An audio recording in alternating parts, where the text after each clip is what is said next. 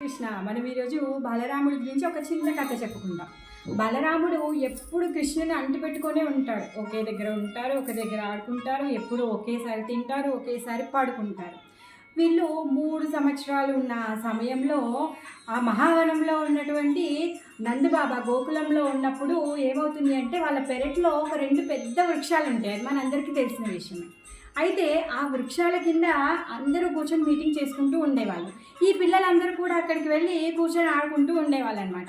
మరి ఈ శ్యామ రామ ఇద్దరు కలిసి అక్కడే ఆ చెట్టు కింద కూర్చొని ఆడుకుంటూ ఉన్నారు. ఇద్దరు ఒకరి చెవులో ఒకరు గుసగుసలు చేసుకుంటూ ఉన్నారనమాట. మరి మన కృష్ణుడేమో నీలమేఘ శ్యాముడు, ఇంకా ఆయన జుట్టు ఎలా ఉంటుంది, ఉంగరాలు తిరిగి ఉండి వత్తుగా ఉంటుంది. మరి బలరాముడు ఎలా ఉంటాడు, తనేమో తెల్లటి మేఘంలాగా మెరిసిపోతూ ఉంటాడనమాట. బలరాముడు ఆయన చెవులకి ఏంటి కంకణాలు, కర్ణ కుండలాలు పెట్టారనమాట. బలరాముడికి ఇంకా కృష్ణుడికి వాళ్ళమ్మ కొత్త కుండలాలు తీసుకొచ్చి పెడుతుందనమాట.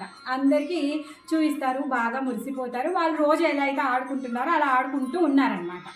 ఆ రోజు ఆ అరుగు మీద కూర్చొని ఇద్దరు ఒకరికొకరు గుసగుసలు మాట్లాడుకుంటూ ఉన్నారు. మాట్లాడుకుంటూ ఉంటే ఆ కృష్ణుడి యొక్క చెవు దగ్గరికి బలరాముడు అలా ఆంచి మాట్లాడుతూ ఉన్నాడనమాట. అప్పుడు ఏమైంది అంటే బలరాముడి యొక్క కుండలం, ఏదైతే కర్ణ కుండలం ఉందో ఆ కర్ణ కుండలము కృష్ణుడి యొక్క జుట్టులో ఇరక్కపోయిందనమాట. అది ఇరుక్కుపోయేసరికి చిన్ని కృష్ణుడు పాపము ఎంతో ట్రై చేస్తారు ఇద్దరు దాన్ని వదిలించుకోవడాన్ని. రాకపోయేసరికి బలరాముడు అటు ఇటు కదిలినప్పుడల్లా కృష్ణుడికి జుట్టు నొప్పి వచ్చేస్తుంది. అలా అని చెప్పేసి ఏడుస్తూ ఉంటాడనమాట. ఏడుస్తూ ఉంటాడు. ఒకరినొకరు వదిలించుకోవడానికి చాలా ట్రై చేస్తారు.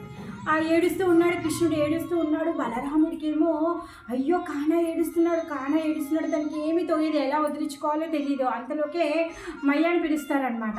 రోహిణి అమ్మ ఉరుక్కుంటూ వస్తుంది, యశోదమ్మ పరిగెత్తుకుంటూ వచ్చేస్తారు. ఇద్దరు వచ్చేస్తారు. పిల్లలు ఎందుకు ఇలా అల్లాడిపోతున్నారు, ఏడుస్తున్నారు, ఏ సంగతి. బలదేవుడేమో అమ్మ వచ్చి కానా ఏడుస్తున్నాడు, వచ్చే అని చెప్పేసి తిను ఏడు చేస్తున్నాడు బలరాముడు.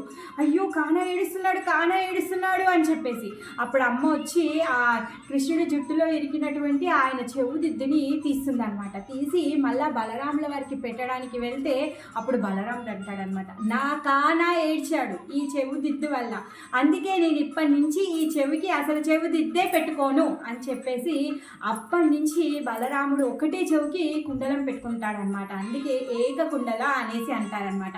అంటే బలరాముడు కృష్ణుడు అంటే ఎంత ఇష్టం అంటే అనుక్షణం క్షణక్షణం ఎప్పుడూ కృష్ణుడి సేవలోనే ఉంటాడనమాట. కృష్ణుడు ఆయన దేనికైనా బాధపడుతున్నాడు, ఏడుస్తున్నాడంటే తను తట్టుకోలేడనమాట. కృష్ణుడికి ఎంత శక్తి ఉందో బలరాముడికి అంత శక్తి ఉంది. అయినా కానీ ఎప్పుడు కానీ ప్రదర్శించాడు. కృష్ణుడు చేయాలనుకున్న పనికి ఆయన డిస్టర్బ్ చేయడు. కృష్ణుడు చేసేంతవరకు ఆయన వేసి ఉంటాడనమాట. ఏ సమయంలో ఏ లీల ఎలా జరగాలి, ఏది ఎలా అమర్చాలి అన్నీ బలరాముడికి తెలుసు. ఆ విధంగా కృష్ణ లీలలకి తగ్గట్టుగా బలరాముడు అన్నీ ఏర్పరుస్తూ ఉంటాడనమాట. బలరాముడికి జై.